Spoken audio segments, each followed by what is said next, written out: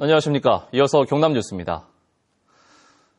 경남항공산업은 국가산업단지가 지난해 지정됐습니다. 하지만 앞으로 과제가 적지 않은데요.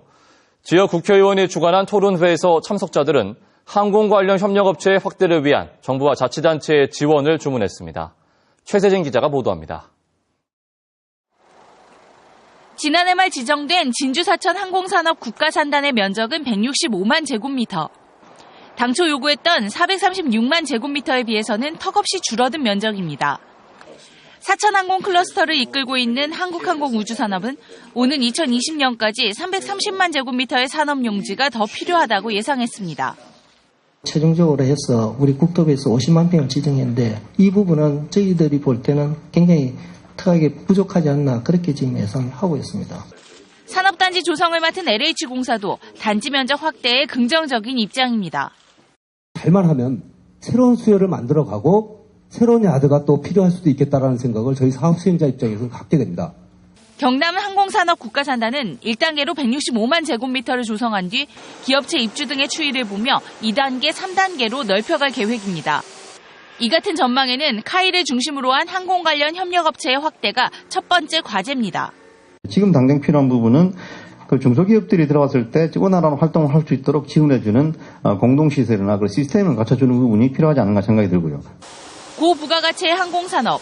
하지만 초기 자본이 많이 들고 장기 투자가 필요한 만큼 항공산단의 성공을 위해서는 중소기업에 대한 다각적인 지원 방안을 검토해야 할 것으로 보입니다. KBS 뉴스 최세진입니다. 전국 동시 조합장 선거를 한 달여 앞두고 경남 곳곳에서 조합 내부 갈등이 터져나오고 있습니다. 조합장 직무정지 가처분 소송과 경찰 고발까지 이어지고 있어 진흙탕 선거가 우려되고 있습니다. 차주화 기자의 보도입니다. 농협조합원 대여섯 명이 진실 규명 시위를 하고 있습니다. 해당 농협이 지역건설사 2곳에 수십억 원의 대출을 해주면서 대출금의 절반은 손실이 예상된다는 겁니다. 여러 가지 비리들이 있었는데도 주민들에게 홍보가 되지 않고 계속해서 넘어가고 있더라는 겁니다. 조합원들이 전원이 알고 그 이상 더 되지 않게끔 하겠다는. 이에 해당 농협 측은 정당한 절차에 따른 대출이었고 또 다른 대출 손실은 소송 중이어서 손실이 확정되지 않았다는 입장입니다. 소송 결과에 따라서 처분하면 됩니다. 조합이 잘못됐으면 조합에서 책임지고 또 대책이 잘못되면 대책에서 책임지면 되는데 소송 결과에 따라 처리할 내용을 굳이 이 예민한 시점에 다음 달 11일 전국 동시조합장 선거를 한 달 앞두고 경남 곳곳에서 내부 갈등이 터져나오고 있습니다. 이 농협에서는 조합원 7명이 조합장의 배임 혐의에 대해 진정서를 냈다는 이유로 환원사업 대상에서 제외되자 시위에 나섰습니다. 서부농협의 명의를 실추시켜가지고 대의원회에서 이 사람들은 한사업 규제를 시켜라. 이래가지고 이사회에서 규제를 시킨 겁니다.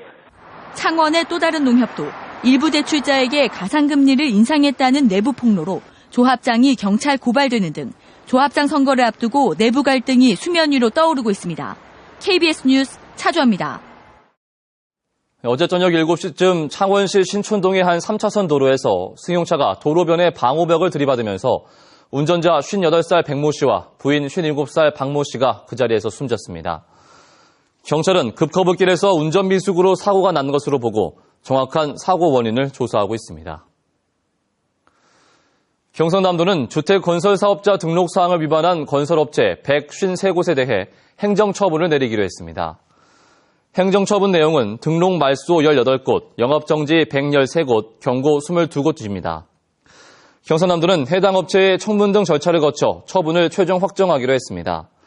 경상남도는 대한주택건설협회 울산 경남도회와 함께 지난해 9월 15일부터 한 달간 주택건설 업체들을 대상으로 점검했습니다. 신용협동조합이나 새마을금고와 같은 상호금융기관이 돈의 논리만을 쫓다 부실로 이어지는 경우가 많습니다.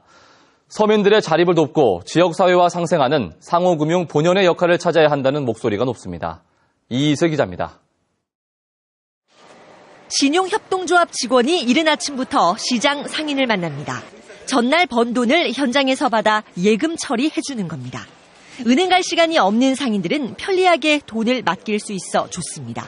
이런 동네 밀착형 영업 방식은 신용협동조합이나 새마을금고 같은 상호금융기관만이 가지는 장점입니다.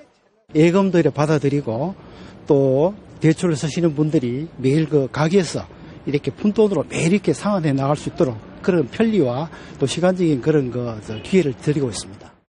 부산은 특히 우리나라 첫 신협이 설립되는 등 서민금융의 출발점이기도 합니다. 이들을 통해 제도권 은행에서 소외된 서민이나 영세상공인 등 경제적 약자들의 자립을 도와왔습니다. 하지만 최근 어설프게 시중은행 흉내를 내며 돈의 논리를 따르다 부실로 이어지는 경우도 많습니다. 지난달 부산 사하구의 한 신협이 부실 투자로 10억 원대의 손실을 입는가 하면 김해의 한 신협은 불법 대출을 해준 임직원들이 무더기로 검찰에 구속되면서 결국 해산되기도 했습니다.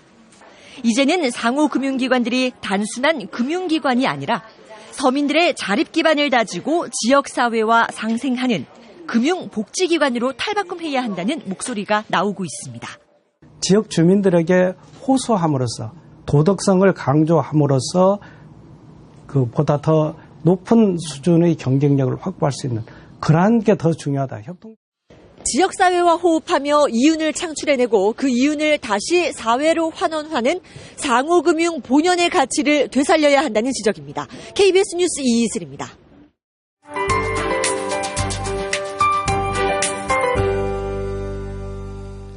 수요일인 오늘은 어제보다 조금 더 포근하겠습니다. 따뜻한 서풍이 불어오며 아침 기온도 크게 떨어지지 않았고요. 오늘 한낮에는 기온이 12도까지 올라 무척 포근하겠습니다.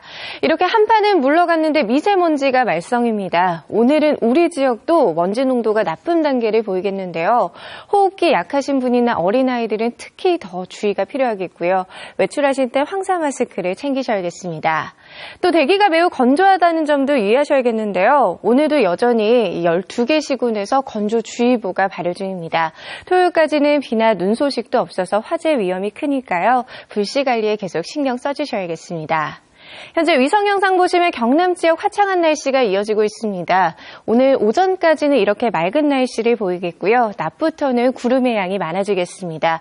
또 창원과 김해 등 오늘 일부 지역에서는 바람도 약간 강하게 불겠습니다. 오늘은 평년 기온을 웃돌며 큰 추위는 없겠습니다. 낮 기온은 12도 안팎까지 크게 오를 것으로 예상됩니다. 서부 지역도 비 예보는 없고요. 가끔 구름만 지나겠습니다. 오늘 아침 기온 어제보다 최고 5도가량 높게 출발하고 있고요. 한낮 기온은 산청 10도, 진주 11도까지 올라 포근하겠습니다. 바다의 물결은 전해상에서 0.5에서 최고 2.5m까지 일겠습니다. 내일은 다시 평년 기온을 조금 밑돌 것으로 예상되고요. 당분간 대체로 맑은 날씨가 이어지다가 일요일 오후부터 월요일 오전 사이에 비 예보가 있습니다. 기상연구원이었습니다. 다음은 경남의 시군 소식 알아보는 경남 네트워크입니다.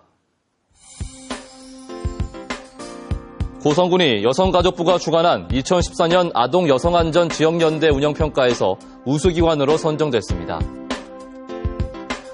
창녕군 농업기술센터가 오지마을 농업인들을 대상으로 농기계 순회 안전교육을 펼치고 있습니다.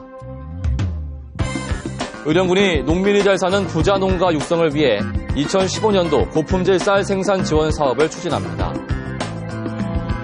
거제시가 순국 선열과 후국 역량을 추모하기 위한 사이버 분향소를 개설해 운영합니다. 마산 어시장 해안가 상인들이 방제언덕 공사와 동시에 화로 수조용 바닷물의 공급 방식 개선을 요구하고 있습니다.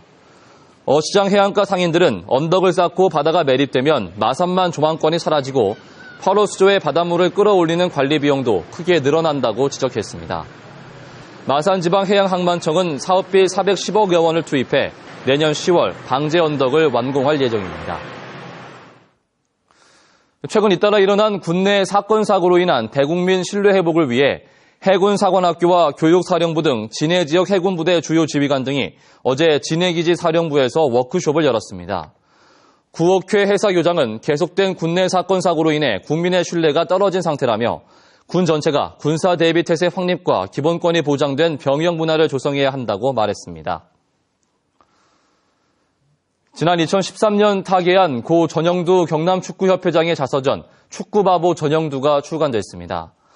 자서전은 선수 생활부터 축구 행정가까지 고인의 축구 인생을 모두 담아냈고 경남FC 창단과 창원 축구센터 건립, 무학기 전국대회 창단 등 주요 업적들을 추진하는 힘든 과정들이 솔직하게 그려져 있습니다. 수국 전영도 축구장학재단은 오는 27일 창원 컨벤션센터에서 자서전 출간을 기념하는 북콘서트를 열 예정입니다. 건축협정 제도가 시행돼 여러 필지의 땅을 한 필지로 간주해 건축할 수 있게 됐습니다. 경선남도는 이달부터 2개 이상의 집터 소유자들이 건축협정을 체결하면 하나의 집터로 간주해 건폐율과 용적률, 진입도로, 주차장 의무 면적 등을 허가받을 수 있으며 집터 경계선에서 각각 50cm 이상 거리도 두지 않아도 된다고 밝혔습니다. 건축협정은 신축뿐 아니라 대수선과 리모델링에도 적용됩니다. KBS 뉴스를 마칩니다. 고맙습니다.